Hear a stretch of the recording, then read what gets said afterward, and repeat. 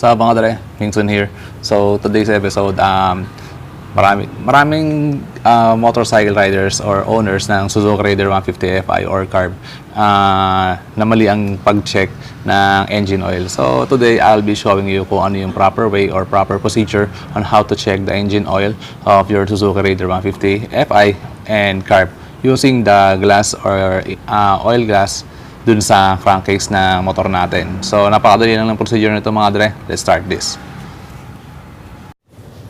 So mga dre, ito yung glass window ng engine oil. So dito sinisilip kung nasa tamang level pa ba yung engine oil. Dapat sa pagitan siya ng full at saka ng low.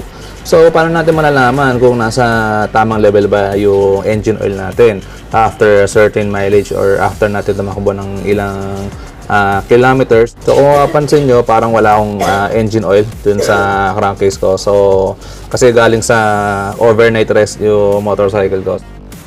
So to start with mga dre, start natin yung makina para mag-circulate yung engine oil dun sa loob ng crankcase. So after natin i-start yung makina, maghintay tayo ng 3 minutes. So orasan natin siya. O ayun yung timer natin.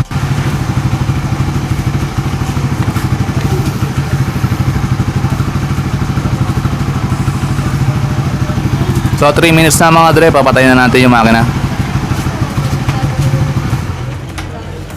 So after natin patayin yung makina, i-rest natin yung motorcycle for another 3 minutes.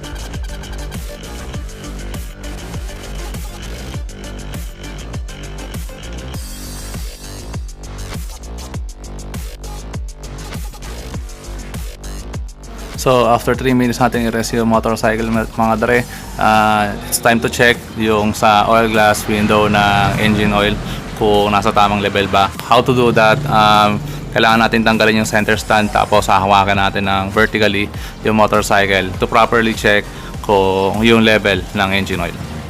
So yun na mga dre, since hindi siya lumalagpas dun sa low or wala siya sa pagitan ng full tsaka ng low, ibig sabihin kulang na yung laman ng engine oil na motorcycle ko since almost 2,000 kilometers na yung tinatakbo na motorcycle ko from my last change oil. So that's the proper way on how to check the level of your oil. So kapag ganyan kulang, magdagdag ka lang hanggang sa maging sakto yung level ng engine oil mo.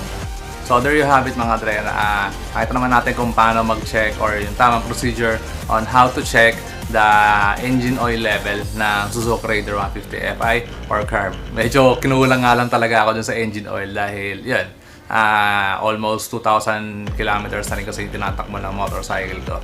Kaya medyo marami na rin yung nabawas. So that's pretty much it mga dre. So let's do the shoutout now sa lahat na nagpapa-shoutout kay Koy Gaming, kay John, Kevin Senok, kay Kevin Martinez, Christian Bernard Ruiz, John Cedric Espejo, Perseus Motovlog, Benj Abuel, Bayaw Mokers, Alan Salisid, Paulo Barcelona, Jonel Ami, Lance Hurry Corpus, Maiko Chan, Alcil Ciarot, SMG Vlog, Eloy Bem 08, kay Mangkanor TV, at kay Magwheels. So that's pretty much it mga dre. Sana may natutunan naman tayo pagdating sa Suzuki Raider 150 Fi at saka Carb. So yun yung tamang procedure pag-check na engine oil kasi marami pa rin ako na re-receive na question about this. So hindi ko na mahabahin ito mga dre. Rock and roll!